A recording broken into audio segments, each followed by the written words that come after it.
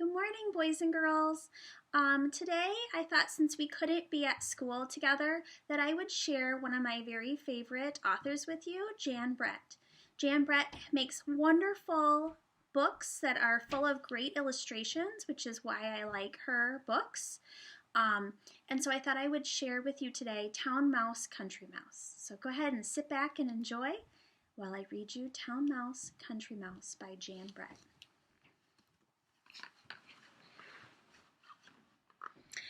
One morning, the town mouse woke up shivering from a dream about the kitchen cat who prowled the house.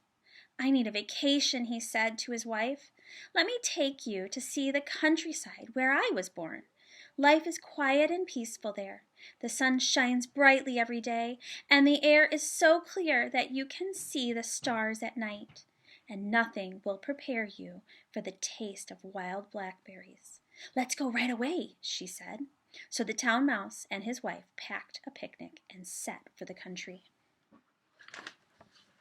The country mouse and her husband were at their tree stump house, exhausted from searching for food and avoiding the hungry owl who lived nearby.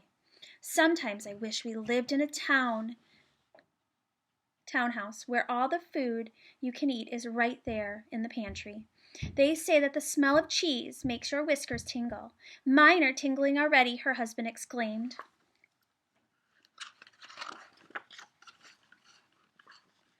The town mice were outside the country mice's house, putting a huge chunk of cheese in the middle of their picnic cloth. The country mice peered down at it. They heard the town mouse exclaim, "This is the life! Wild flowers, spring peepers! If only we lived here!" The country mice crept out. "You like it here?" they asked. "Why, we've always wanted to live in a townhouse." The town mouse offered them a nibble of cheese. "Why don't we trade houses?" he said. "Would you?" asked the country mouse, her mouth stuffed full of the delicious cheese. "We'll leave right away," she said. As they said goodbye, each of the mice thought they had the better part of the bargain. It was dark when the country mice arrived in town. They found the house. They tiptoed inside and wandered into the sewing room, where they found what they thought was a sumptuous bed, and fell sound asleep. Much too early the next morning, a loud clanging woke them up. Sooty clouds of smoke were pouring over them, and they heard a strange voice purring loudly. "Sauces and ham, it's hungry I am. Sauces and ham, it's hungry I am. Mice in my stew, and wait till I catch you." "Who do you think that is?" the country mouse asked his wife.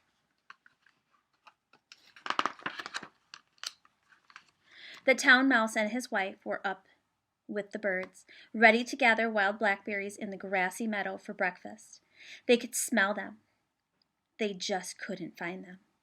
As the town mouse's wife turned to remind her husband to remember the way home, she felt a large wet drop on her head.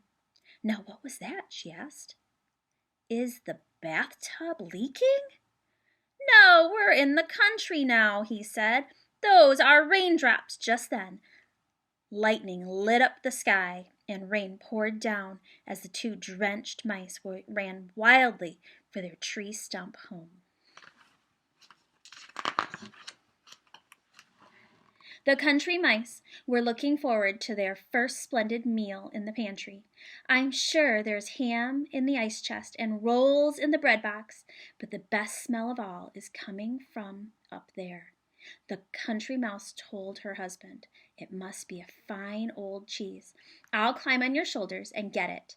But she couldn't quite reach it. "Stand on your toes," she called down. But just as she got a hold of the cheese, her husband lost his balance. The top slammed down, and she was left hanging by her tail. "Help me! Help me! I'm caught!"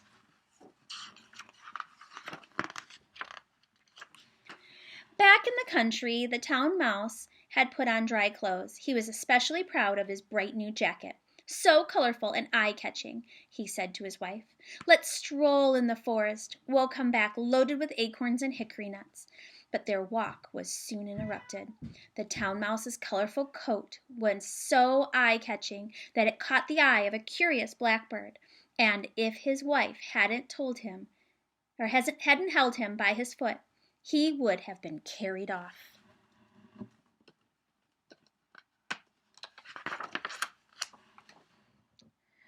Not far away in town, the country mouse felt his wife's silky tail. Nothing broken, he said, but when he looked in her eyes, he saw how sad and discouraged she was. I know something that will cheer us up, he told her. Follow me. He had spied a small window up above the pantry shelves. Together they climbed higher and higher. When they reached the top, he rubbed away the soot, and they looked out at a piece of blue sky. Doesn't it look like home? The country mouse asked his wife.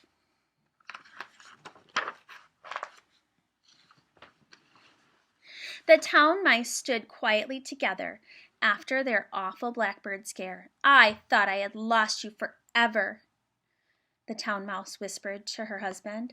They looked around. How still and peaceful it was now. The sun had come out, and everything was glistening and green. It's beautiful here, she said. We should try to enjoy it. I know, the town mouse said, but I miss the sound of the town, all of the hustle and bustle. Here I feel so alone, and in our crazy townhouse we knew what to expect, his wife added.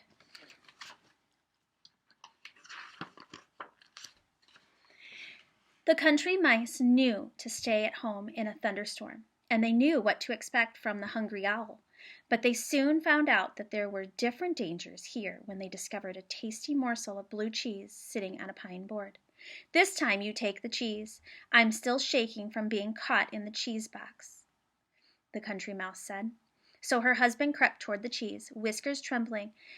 As he reached it, his foot slipped and he heard a whoosh, followed by an enormous snap, and he was thrown across the room. He landed in a warm bundle of something soft and furry.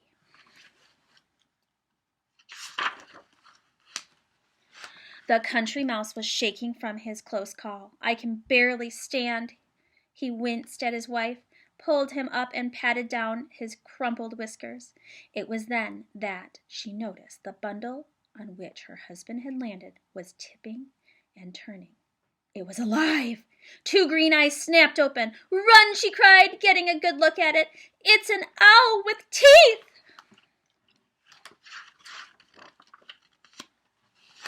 The town mice knew how to avoid mousetraps set with cheese, but they soon found that the country had its own perils. When they explored the riverbank, hand in hand, suddenly the water began to boil and churn, and a huge wet head popped up and stared at them. It was a river otter. The mice tore back to their tree stump home, only to find a hedgehog rolled into a ball in front of the door. Then they heard an animal crashing toward them through the underbrush. I can't take this anymore, the town mouse quaked, and she raced for the nearest tree with her husband right behind her. From the tree they could see the town lights blinking on as the sun went down, and the stars came out one by one. What shall we do? The town mouse asked his wife, but before she could answer, she saw a pair of glowing eyes right beside them, and they were face to face with the most terrifying creature of all.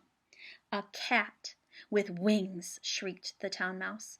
That's it for me, his wife cried, and they ran down the tree and toward the town as fast as their legs could take them.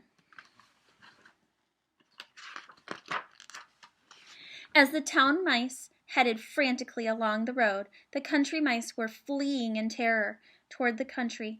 Their path crossed, but neither saw the other. They were so frightened, even the sky seemed to be falling down on them.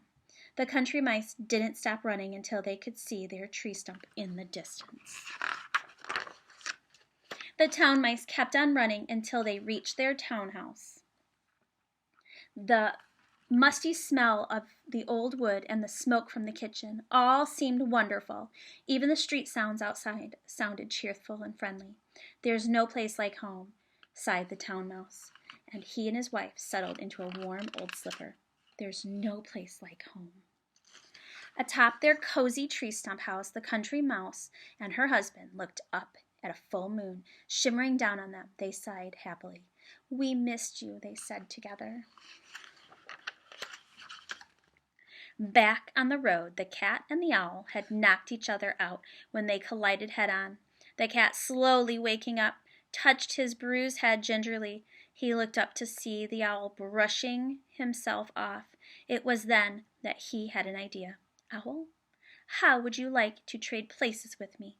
I've always wanted to try the simple life in the country." Oh my goodness, boys and girls, can you imagine? Town mouse and country mouse, they learned their lesson. They learned that it's not always easier in somebody else's footsteps. And so now maybe owl and cat will have to learn the same lesson. Thanks for reading with me. See you all soon.